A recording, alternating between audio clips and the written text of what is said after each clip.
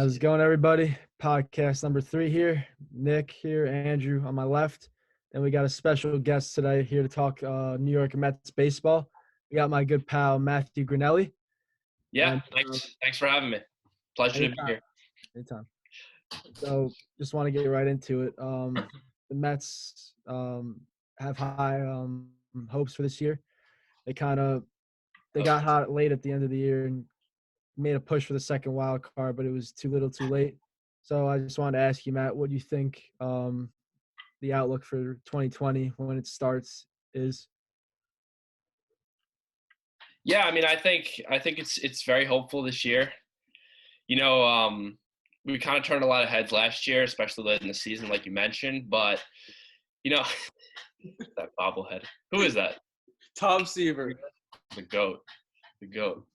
One of the best. But no, I think this year, I don't want to say it could be our year because that phrase is used a lot too often. I think that's if we play this year. July 1st, I'm hearing. July 1st. Continue, Matt. Sorry for interrupting our guest. No, but I think, I mean, obviously the devastating loss of Syndergaard, that'll be felt. But, I mean, it's also very hard to say because this season's going to look a lot different due to the COVID-19 complicating everything. That'll certainly change things up. I don't know what's going to happen with the divisions or I don't know. Just a lot of uncertainty about everything. And the Mets definitely fall into that bucket. But overall, I think it could be a promising season, Yeah. We certainly have the talent on the roster. I definitely agree with you. Syndergaard's going to be a big blow, but I feel like for the first time in years, the team has some depth at the position. They got Porcello and Waka. I mean, one year deals each, but you also have a full year Marcus Stroman. Syndergaard, he has some of the most electric. Rock with it. Yeah, I mean, typical Mets move, right? Getting those old pitchers. Hopefully they can still show some signs, show some flashes of what they used to be. Porcello has a Cy Young on his name, so exactly. It was promising. Can't hurt. Yeah. When you two Cy Young pitchers on the same roster. Yeah, I got my foot on today. Jacob deGrom, best pitcher in baseball. But let me cut in real quick. Yeah, you guys in the second half of the season went 46-26. Congratulations on having the best record on the second half of the season. Post All-Star game was your best reliever with Seth Lugo rocking a 1.95 ERA. But your bullpen finished with 36 home runs allowed in the ninth inning. That's first in the major leagues. And Diaz, who you traded away prospects for, you got to know along, finished with 15 home runs allowed in the ninth inning, which is I think a record, and a 5.59 ERA. So would you redo that trade based on just 1 year or no? You go first, man. I mean, listen, Diaz obviously had a terrible year. You could single-handedly pin him to a handful of our losses. Sure. I mean, I think when you look at what he was doing before he was traded to us, he was a solid reliever. He was very solid in the league, very good reputation. And I think last year was just, an odd deviation. Not sure exactly what caused that sort of downturn. But, I mean, I think when you look at last season as just a mere regression to what he is capable of regularly producing, then I think this year is definitely a critical year for him, seeing what he can do. Then it's hard to say right now if we could redo that trade because Cano was injured last year, right? And then he had a down year, so I think we got to give it a year. And I'll ask me in a year, and I'll have an answer for you. We'll redo this in a year. Don't worry. Exactly. Sooner. Yeah, going off of Granelli, you haven't really seen Kelenic. I know he's got all the hype, 11th best prospect, I want to say, but once I see him on an MLB diamond, I mean, then I could be like, wow, I miss this guy. I mean, Justin Dunn, one of a supporter, he made his debut last year. Not sure how he did, but I think it was limited action. So very limited. Yeah, I like that guy though. I liked him. I liked that pick. I remember when he was drafted. Where's he from? And Freeport? Yeah, Long Island guy. So Good. And back to Diaz. I mean, I remember being out of my house when it was the ninth inning because I had some errands to run. And I look at my phone, I see home run allowed, game over, and I'm just shaking my head. But you have protection this year. We added Betances to a 1 year, I think $9 million contract. Guy was electric and across town and former Yankee, right? Yep. It was pitched, I think, only a third of an inning this past year before he tore his Achilles. And he had a shoulder problem that kept him out until September. But before that, he was averaging over 100 strikeouts, lower than a 2.5, I want to say. And was just him and Chapman were probably the best duo in all of baseball. Yeah, Chapman was unreal. Like that in a while from you, Nick. Wow, it's good to freshen up the year. Nah, I mean you can't deny Chapman. Dude, the dude is gifted with an arm. But what do you think? You think Betances will come back stronger, or like? I mean, what was it? His back, for whatever, depending on whatever leg it was. I mean, if it's his plant leg, that's going to be a lot harder to come back from. But if it's his, again, also back leg is also very hard to come back from, especially your pitcher. You're putting weight on your Achilles constantly, and I don't know, just he tore it off of falling off the mound and an unlucky injury, but he should be back. Who else wasn't it Strasburg that had a torn Achilles, right? Mm-hmm. Stroman had an ACL, I'm pretty sure. Yeah. Stroman had an ACL on his front leg, on his plant leg. No, I said Strasburg. Strasburg. Oh, Strasburg. No, Strasburg just had the UCL tear out of college. Okay. Huh. Let me hop in real quick. Yeah, for sure. Jeff McNeil recently went on a podcast on the, I want to say, starting nine with Dallas Braden and Jared Carabas, whatever that, I hate that guy's name from Barstool. But McNeil did say that if you play the full season, did the second half, you got yourself a World Series contender. But if you play the way that you played in the first half, you're not going to appear in the playoffs. So what do you think was different between the first and second half? Injuries, no injuries. I really don't know what the difference was. Did they just have an easier schedule? I don't know. I'd definitely say they had an easier schedule, but then they also the bullpen kind of shored up a little bit. Rotation, like guys like Steven Matz went on runs, and obviously Zach Wheeler also. He's not here anymore, but that's a different story. I'll get to that later. But yeah, we got like the Pirates consecutively, the Marlins, but then we swept the Nationals and stuff like that. So I don't know. And Matt can attest to. He was actually I'm pretty sure, the Nationals game where Todd Frazier hit the home run. Yep. So yep. the Crazy team game. had a different energy. Definitely. Yeah. Honestly, I was there, and it was playoff energy in that game. So I mean, would love to see that rekindled this coming year. And I think they're capable, right? They made some managerial changes too. Luis Rojas, yeah. Yeah, they made some managerial changes. I think that was definitely part of their success. But Phil Regan was the pitching coach. Yeah. They hired that old guy too, right? And everyone was like, "Yeah, Phil Regan." Yeah, he's like a 7-year-old pitching coach. They were like, "Why are they hiring?" And he actually helped them out. So yeah, the numbers were better. So exactly. What do you have them finishing this year, Matt? Give me a number, 1 through 5. I mean, if I'm assuming the same division. Yeah, we're keeping the NL East intact. Yeah, I mean, I would say 2. I think that's just the safest answer at this point. To say the Braves won't repeat their success is kind of tough not to say. With the addition of Ozuna. Especially with the addition of yeah, exactly. Ozuna. So, I mean, that's another bat that they add into their lineup. Yeah, I'll put them at 2. But again, you never know with the Phillies what they could turn on a run or anything because they have prospects coming up too. So Who knows? I'll have him at 2. That's coming from me. You don't think the Nationals can do anything, right?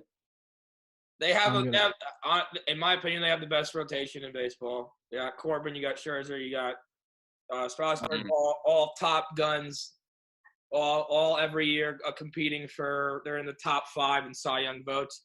I mean, their rotation alone can get them into a 3 spot and take the Phillies out of the equation and put the Phillies right up against the Marlins.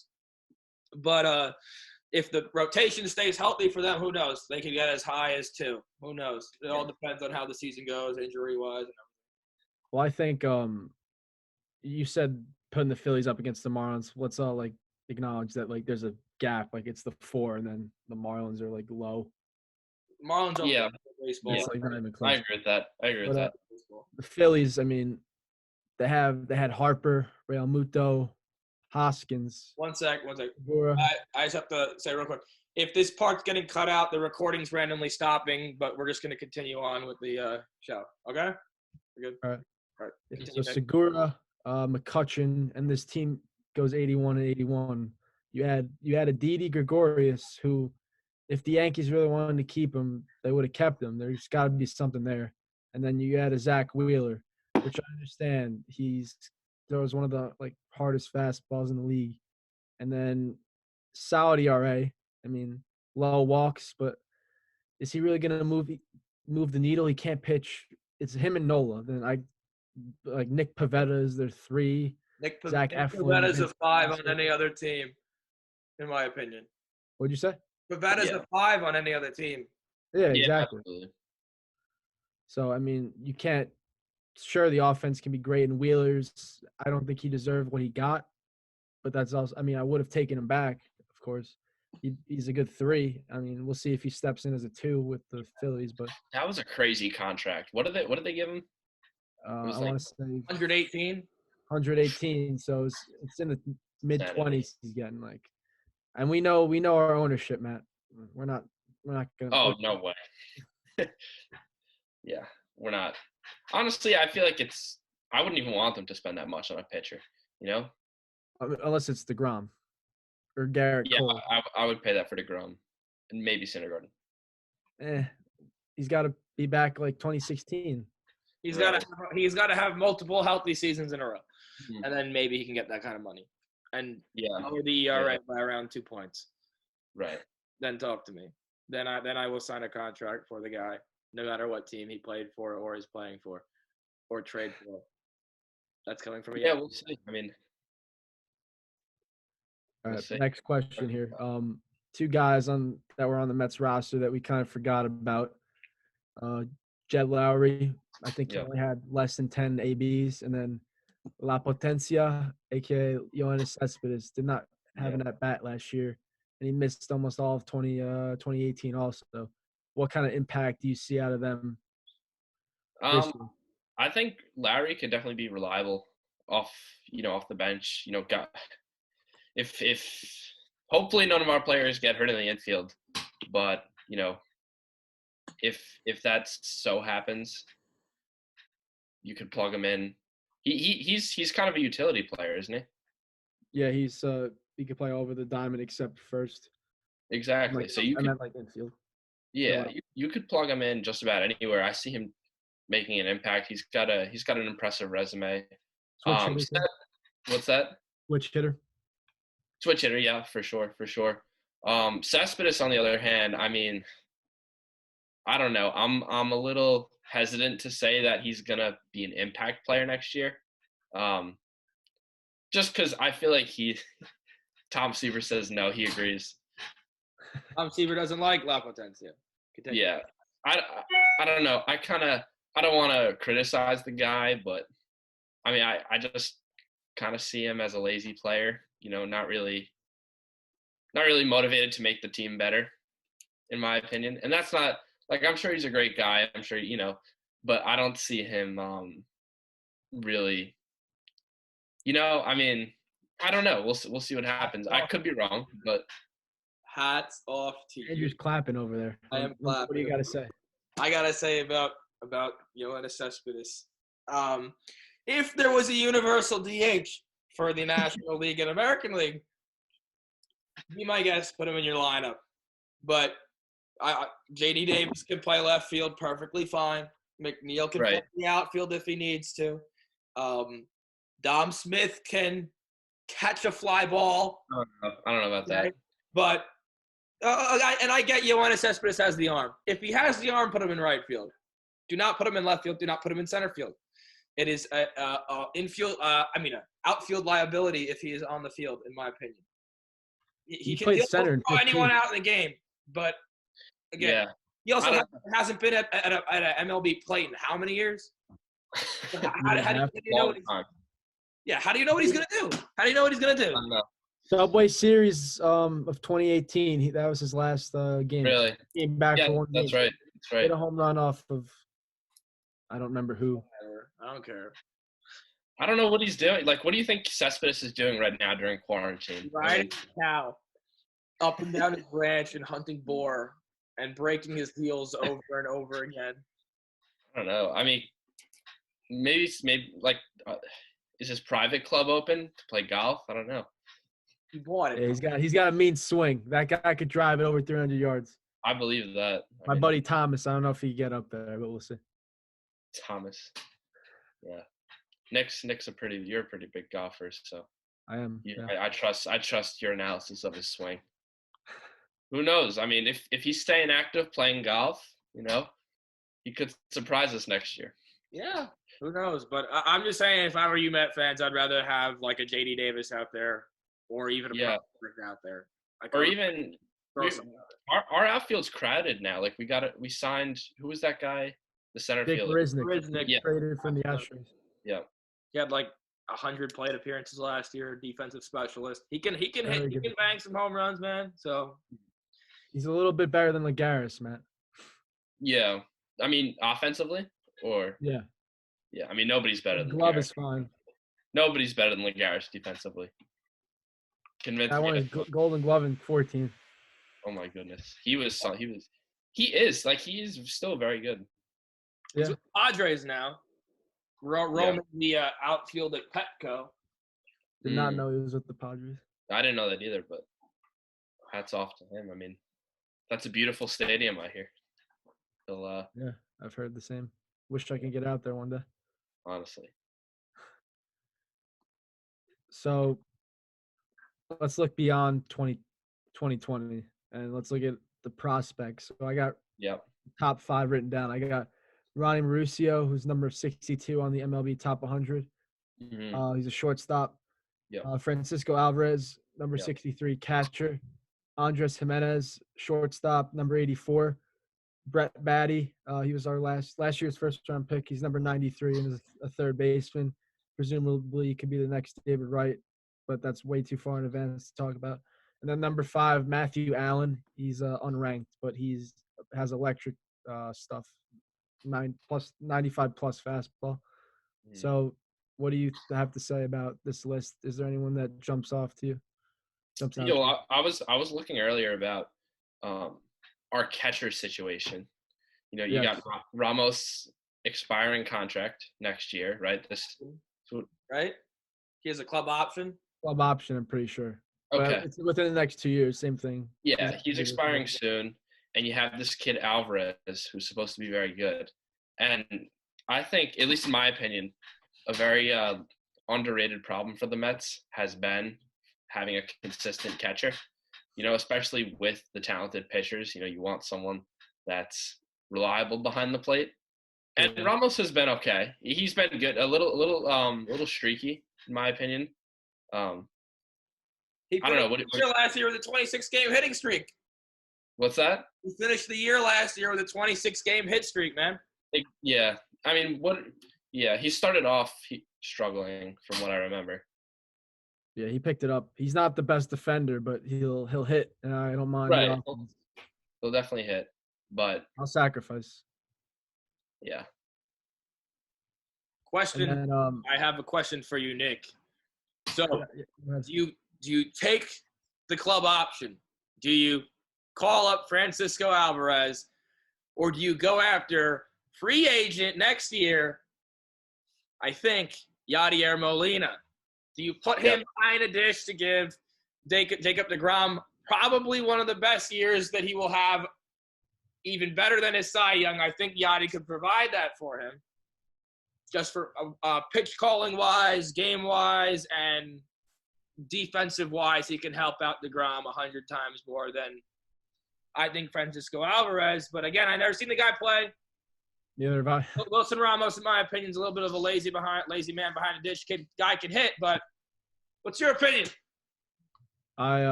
Yachty, what is he? Upper 30s? 38-ish, I think. What's the point? I don't know. I don't see a point of getting an aging catcher.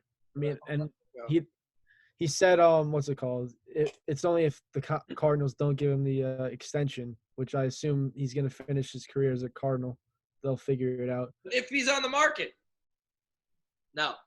I mean, I'd stick with Ramos because Alvarez wouldn't be ready anyway. I'm pretty sure he's like 18 or something. You got to give him a couple more years. So. Well, I mean, you could get Molina and have him mentor Alvarez. I mean, Ramos could do the same, but I mean, Molina. We know what Molina could do. Unfortunately, Molina is Yadier freaking Molina. Yeah. In my opinion, the best defensive catcher of all time, but that's not my business. Defensive. I'll give you that. Yeah, I'm nowhere near offensive. But defensive, yes. Continue. Sorry. But yeah, you were saying. Go ahead, Matt. No, I wasn't going to say anything. You could. Okay.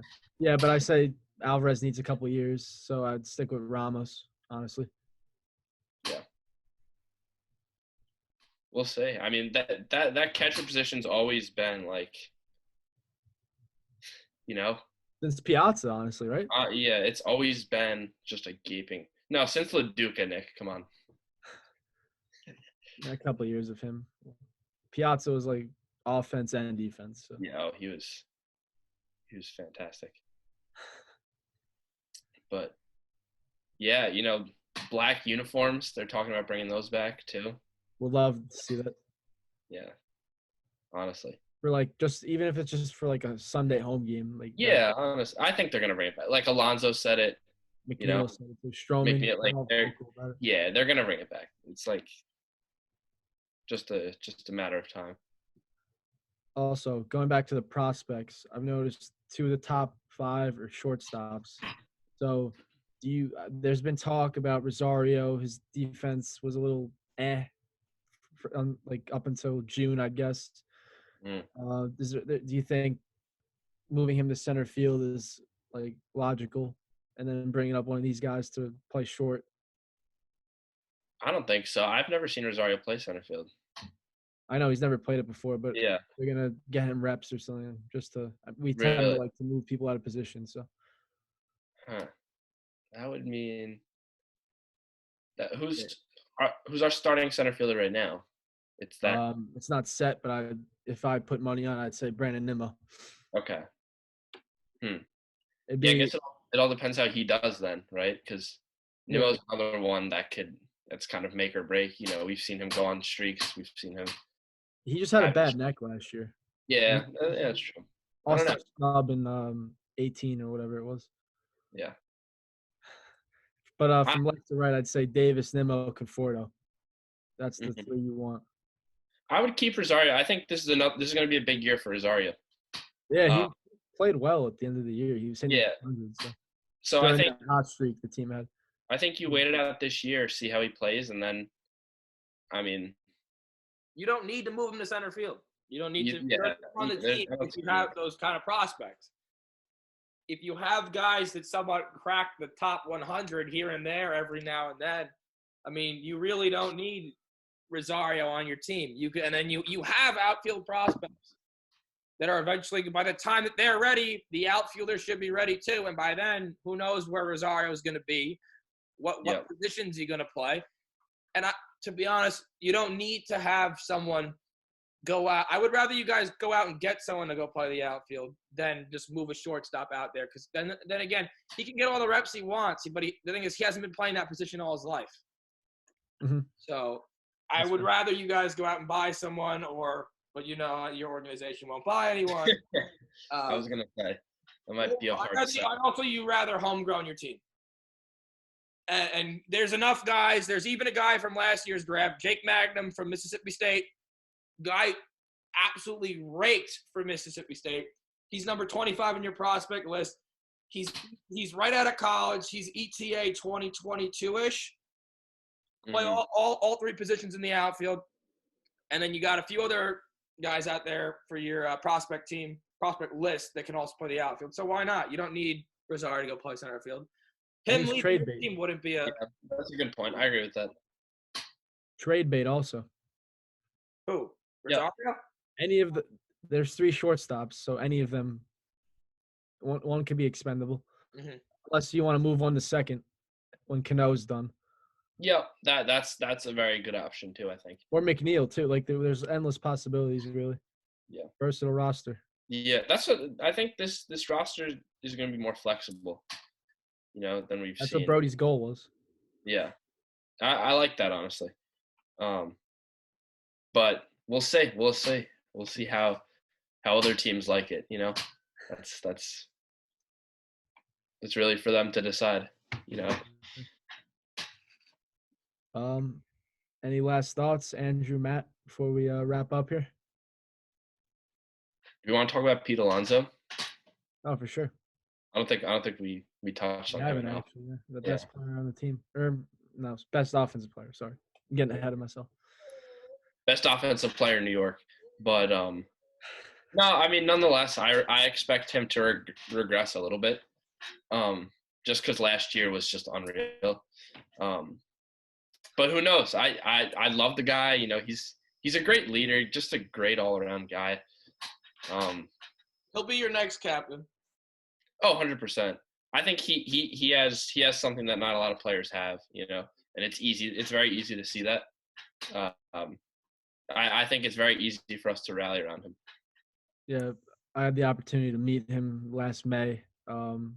Great guy. I mean, we gave him a bracelet and asked for a picture with him, and he was more than willing to help. And he just radiated a good vibe off of him, and just someone you want to be around. And I could tell the guys in the clubhouse like it too. Yeah, I would expect that from him for sure, and that's awesome. We got to meet him. Yeah. In my opinion, your best offensive guy could be Jeff McNeil. I'm going to go out there on a limb and say that because if Alonso don't hit the home runs, if he doesn't go over 30, your next guy is McNeil. And not home run production. I don't care about that. If he's just going to put the ball in play and get slugging percentage, RBIs, and hits, he was up there this year, right? Yeah. Batting average, right? Top 3. Top 2 in batting average, something like that. Just insane. Over 300, 320 at least. Over 300, probably 200 hits. Like, in my opinion, he's a better hitter, better offensive guy than Alonso. But again, if you're looking for the home runs and the RBIs, go ahead, take Alonso. But where do you put Conforto in there? Matt first, so I can lament off of your ideas. Yeah, I'd probably put him 3. I think McNeil's been very efficient, very consistent, relative to Conforto. So I'd probably put Conforto as the 3rd best offensive player on the team right now. I put him at 2. I mean, really, Alonso and McNeil. Conforto can hit. Gotta be on base, Nick. Can't always hit the home run. Someone's got to be on base. And Conforto's also been around. He's been around the squad longer. He knows the ropes. Up the franchise card in MLB 20. He is. They recognize him as the face of the Mets franchise. Conforto, yeah, that's true. A wise man, I don't know who it was, called him the heart and soul of the Mets. So, yeah. Oh, it was you, right? Oh yeah, it was me, Yankee fan over here. You're. Conforto's another good guy too. He's less outspoken than Alonso, but he's an impact player for sure. Silent leader, does it on the field.